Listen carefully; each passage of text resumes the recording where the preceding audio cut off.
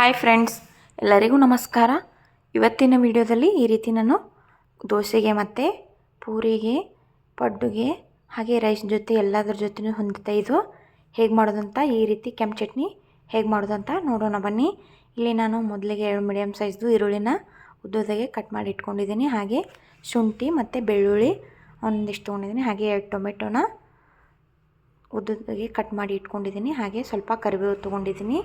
ಇದನ್ನೆಲ್ಲ ನಾವು ಹಾಕಿ ಮಾಡ್ಕೊಳ್ಳೋದ್ರಿಂದ ತುಂಬಾ ಚೆನ್ನಾಗಿರುತ್ತೆ ಫ್ರೆಂಡ್ಸ್.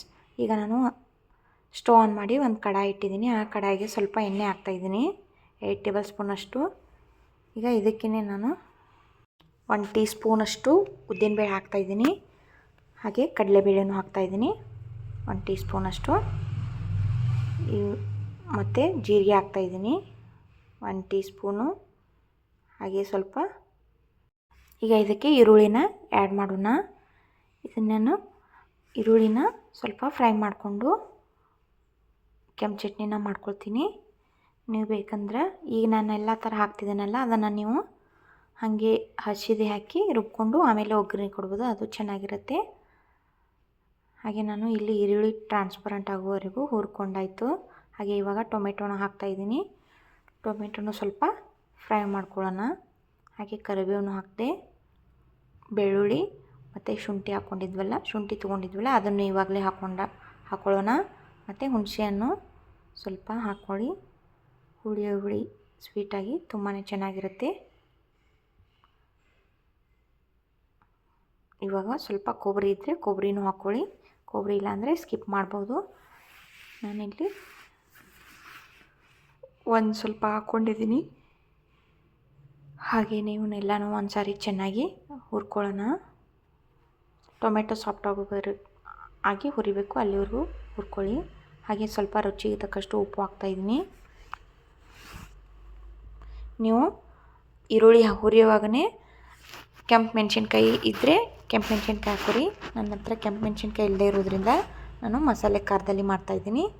ಈಗ ಹುಣಸೆಹಣ್ಣು ಹಾಕ್ಕೊಂಡೆ, ಒಂದು ಅರ್ಧ ನಿಂಬೆ ಹಣ್ಣಿನ ಗಾತ್ರದಷ್ಟು ಹಾಕ್ಕೊಂಡೆ. ಇವಾಗ ಇದನ್ನು ಎಲ್ಲನೂ ಹುರ್ಕೊಳ್ತಾ ಇದ್ದೀನಿ. ಈಗ ನೋಡ್ಬೋದು ನೀವು, ಸ್ವಲ್ಪ ನಾನು ಒಂದು ಮುಚ್ಚಳ ಮುಚ್ಚಿ ಬೇಯಲಿಕ್ಕೆ ಬಿಡ್ತೀನಿ. ಟೊಮೆಟೊ ಎಲ್ಲ ಸಾಫ್ಟ್ ಆಗಬೇಕಲ್ಲ, ಅದಕ್ಕೆ ನೋಡಿ ಈಗ ಸ್ವಲ್ಪ ಟೊಮೆಟೊನೂ ಸಾಫ್ಟಾಗಿದೆ ನೋಡ್ಬೋದು. ಈಗ ಇದನ್ನು ಹುರಿದಾಗಿದೆ. ನಾನು ಮಸಾಲೆ ಖಾರ ಹಾಕ್ತಾಯಿದ್ದೀನಿ 2 ಟೇಬಲ್ ಸ್ಪೂನಷ್ಟು. ನೀವು ಆವಾಗಲೇ ಹೇಳಿದ್ನಲ್ಲ, ಮೆಣಸಿನ್ಕಾಯಿ ಇದ್ದರೆ ಒಣ ಮೆಣಸಿನ್ಕಾಯಿ ಹಾಕ್ಕೋಬೋದು, ತುಂಬಾ ಚೆನ್ನಾಗಿ ರುಚಿ ಕೊಡುತ್ತೆ. ಅದನ್ನು ನಾನು ಮೆಣಸಿನ್ಕಾಯಿ ಇಲ್ಲದೇ ಇರೋದ್ರಿಂದ ಮಸಾಲೆ ಖಾರ ಹಾಕಿ ಹುರ್ಕೊಳ್ತಾ ಇದ್ದೀನಿ.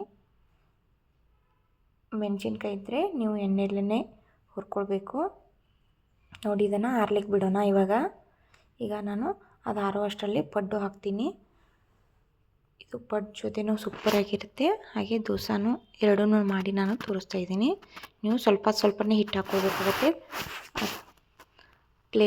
ಆ ಮನೆಗೆ ನೀವು ಸ್ವಲ್ಪ ಎಣ್ಣೆ ಹಚ್ಚಿ ಈ ರೀತಿ ಹಿಟ್ಟನ್ನ ಹಾಕ್ಕೊಳ್ಬೇಕಾಗತ್ತೆ.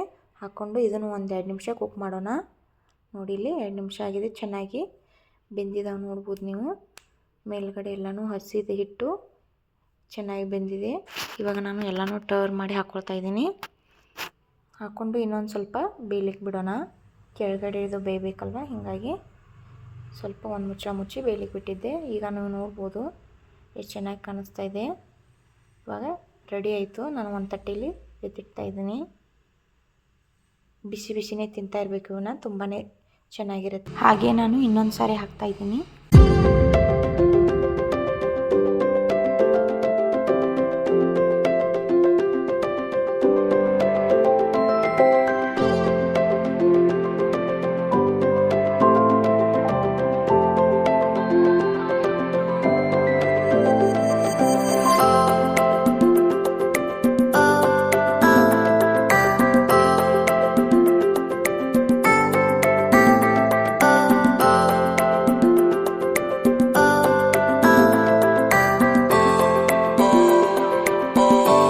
ನೋಡ್ರಿ, ಇಲ್ಲಿ ಪಡ್ಡು ರೆಡಿ. ಅದು ಎಷ್ಟು ಚೆನ್ನಾಗಿ ಸಾಫ್ಟಾಗಿ ಸ್ಪಾಂಜಿಯಾಗಿ ಬಂದಿದ್ದಾವೆ ಅಂತ ನೀವು ನೋಡ್ಬೋದು. ಇವಾಗ ಆಗಲೇ ನಾನು ಹೇಳಿದ್ನೆಲ್ಲ ಆರ್ಲಿಕ್ಕೆ ಇಟ್ಟಿದ್ದೆ, ಇವಾಗ ಚೆನ್ನಾಗಿ ಆರಿ ಬಂದಿದೆ. ಇವಾಗ ಸಣ್ಣದಾಗಿ ಮಿಕ್ಸಿ ಮಾಡ್ಕೊಂಡು ಬರೋಣ ಬನ್ನಿ ಇದನ್ನು. ಅದಕ್ಕೆ ನಾನು ಕೊತ್ತಂಬರಿ ಸೊಪ್ಪು ಮತ್ತು ಸ್ವಲ್ಪ ಸಕ್ಕರೆನ ಆ್ಯಡ್ ಮಾಡ್ತಾಯಿದ್ದೀನಿ. ಹಾಕಿ ಇವಾಗ ಹಂಗೆ ನಾನು ಡ್ರೈಯಾಗಿ ರುಬ್ಕೊಂಡೆ. ಇವಾಗ ಸ್ವಲ್ಪ ನೀರು ಹಾಕಿ ಸ್ಮೂತಾಗಿ ಪೇಸ್ಟ್ ಮಾಡ್ಕೊಂಡು ಬರೋಣ ಬನ್ನಿ. ನೋಡಿರಿ ಇಲ್ಲಿ ಇಷ್ಟು ಸ್ಮೂತ್ ಪೇಸ್ಟಾಗಿ ಮಾಡ್ಕೊಂಡು ಬರಬೇಕಾಗತ್ತೆ. ಈಗ ನಾನು ಗ್ಯಾಸ್ ಸ್ಟವ್ ಆನ್ ಮಾಡಿ ಒಂದು ಪಾತ್ರೆ ಇಟ್ಟಿದ್ದೀನಿ. ಅದಕ್ಕೇ ಸ್ವಲ್ಪ 2 ಟೇಬಲ್ ಸ್ಪೂನಷ್ಟು ಎಣ್ಣೆ ಹಾಕ್ತಾಯಿದ್ದೀನಿ. ಎಣ್ಣೆ ಕಾದ ನಂತರ ಇದಕ್ಕೆ 1 ಟೀ ಸ್ಪೂನಷ್ಟು ಸಾಸಿವೆನ ಹಾಕ್ಕೊಳ್ಳಿ. ಇವಾಗ ಎಣ್ಣೆ ಕಾದಿದ್ದೀನಿ ನೋಡ್ಬೋದು. 1 ಟೀ ಸ್ಪೂನಷ್ಟು, ಒಂದು ಅರ್ಧ ಟೀ ಸ್ಪೂನಷ್ಟು ಸಾಸಿವೆ ಹಾಕಿದೆ. ಹಾಗೆ ಜೀರಿಗೆನೂ ಹಾಕಿದೆ. ಸ್ವಲ್ಪ ಉದ್ದಿನಬೇಳೆ, ಸ್ವಲ್ಪ ಕಡಲೆಬೇಳೆ ಈ ರೀತಿ ಹಾಕಿ ತುಂಬಾ ರುಚಿ ಕೊಡುತ್ತೆ ಚಟ್ನಿಗೆ. ಇವಾಗ ನಾನು ಸ್ವಲ್ಪ ಇವನ್ನ ಎಣ್ಣೆಯಲ್ಲಿ ಫ್ರೈ ಮಾಡ್ಕೊಳ್ಳೋಣ. ನೋಡಿರಿ ಸ್ವಲ್ಪ ನಾನು ಇನ್ನೂ ಹಾಕಿದೆ ಇದಕ್ಕೆ. ಇನ್ನೂ ಹಾಕಿ ಆ ಚಟ್ನಿನ ರುಬ್ಕೊಂಡಿದ್ವಲ್ಲ ಆ ಚಟ್ನಿನ ಇವಾಗ ಆ್ಯಡ್ ಮಾಡಿ ಚೆನ್ನಾಗಿ ನೀವು ಮಿಕ್ಸ್ ಮಾಡ್ಕೊಳ್ಳಿ. ಎಲ್ಲನೂ ಫ್ರೈ ಆಗಬೇಕಲ್ಲ, ಹೀಗಾಗಿ ಸ್ವಲ್ಪ ಚೆನ್ನಾಗಿ ಮಿಕ್ಸ್ ಮಾಡ್ಕೊಳ್ಳಿ. ಇವಾಗ ಫ್ಲೇಮ್ನ ಆಫ್ ಮಾಡ್ಕೊಂಡ್ಬಿಟ್ಟು ಇವಾಗ ನೀವು ಚಟ್ನಿನ ಸರ್ವ್ ಮಾಡ್ಕೊಂಡು ತಿನ್ಬೋದು. ನೋಡಿ ಇಲ್ಲಿ ಚಟ್ನಿ ರೆಡಿಯಾಗಿದೆ. ನಾನು ಕೊನೆಯಲ್ಲಿ ಕೊತ್ತಂಬರಿ ಸೊಪ್ಪನ್ನ ಹಾಕ್ತಾಯಿದ್ದೀನಿ. ಸ್ವಲ್ಪ ಹಾಗೆ ನೀವು ರುಬ್ಕೊಂಡಿದ್ದ ಮಿಕ್ಸಿ ಜಾರ್ಗೆ ಸ್ವಲ್ಪ ನೀರು ಹಾಕಿ ಈ ರೀತಿ ನೀವು ಚಟ್ನಿನ ಸರ್ವ್ ಮಾಡ್ಕೊಂಡು ತಿನ್ಬೋದು. ನೋಡಿರಿ ಇಲ್ಲಿ ಸಖತ್ತಾಗಿ ಕಾಣಿಸ್ತಿದೆ ಅಲ್ಲ, ಎಲ್ಲದರ ಜೊತೆನೂ ಸೂಪರ್ ಕಾಂಬಿನೇಷನ್ ಆಗಿರುತ್ತೆ. ದೋಸೆ, ಇಡ್ಲಿ ಎಲ್ಲದರ ಜೊತೆನೂ ನಡೆಯುತ್ತೆ. ಹಾಗೆ ನಾನು ಇಲ್ಲಿ ದೋಸೆನೂ ಹಾಕಿ ತೋರಿಸ್ತಾ ಇದ್ದೀನಿ, ನೋಡ್ಬೋದು ನೀವು. ಸೂಪರಾಗಿ ಬಂದಿದೆ. ಹಾಗೆ ನಿಮಗೆ ಈ ವಿಡಿಯೋ ಇಷ್ಟ ಆಗಿದೆ ಅನ್ಕೋತೀನಿ ರೀ. ಇಷ್ಟ ಆದರೆ ಒಂದು ಲೈಕ್ ಕೊಡಿ, ಹಂಗೆ ಶೇರ್ ಮಾಡಿರಿ. ಇನ್ನೂ ಯಾರೆಲ್ಲ ನಮ್ಮ ಚಾನಲ್ನ ಸಬ್ಸ್ಕ್ರೈಬ್ ಆಗಿಲ್ಲ ಇವಾಗಲೇ ಸಬ್ಸ್ಕ್ರೈಬ್ ಮಾಡ್ಕೊಳ್ಳಿ. ಹಾಗೆ ಪಕ್ಕದಲ್ಲಿರೋ ಬೆಲ್ ಐಕಾನ್ ಕ್ಲಿಕ್ ಮಾಡಿ. ನಾನು ಹಾಕೋ ವಿಡಿಯೋಸ್ ಎಲ್ಲ ನಿಮ್ಗೆ ಬರ್ತಾವೆ ಮೊದಲು. ನೋಡಿರಿ ಇಲ್ಲಿ ದೋಸೆನೂ ಎಷ್ಟು ಚೆನ್ನಾಗಿ ಬಂದಿದೆ. ನೋಡಿರಿ ಇಲ್ಲಿ ನಾನು ಪಡ್ಡು ಜೊತೆನೂ ಸರ್ವ್ ಮಾಡಿದ್ದೀನಿ. ಹಾಗೆ ದೋಸೆ ಜೊತೆನೂ ಸರ್ವ್ ಮಾಡಿ ತೋರಿಸ್ತಾ ಇದ್ದೀನಿ. ಸೂಪರಾಗಿ ಕಾಣಿಸ್ತಾ ಇದೆ. ಅದ್ಭುತವಾಗಿರುತ್ತೆ ಈ ಚಟ್ನಿ ಅಂತೂ. ನೀವು ಒಮ್ಮೆ ಟ್ರೈ ಮಾಡಿ. ಮತ್ತೆ ಮುಂದಿನ ವಿಡಿಯೋದಲ್ಲಿ ಹೊಸ ರೆಸಿಪಿಯೊಂದಿಗೆ ಸಿಗೋಣ. Thanks for watching. Bye bye. See you.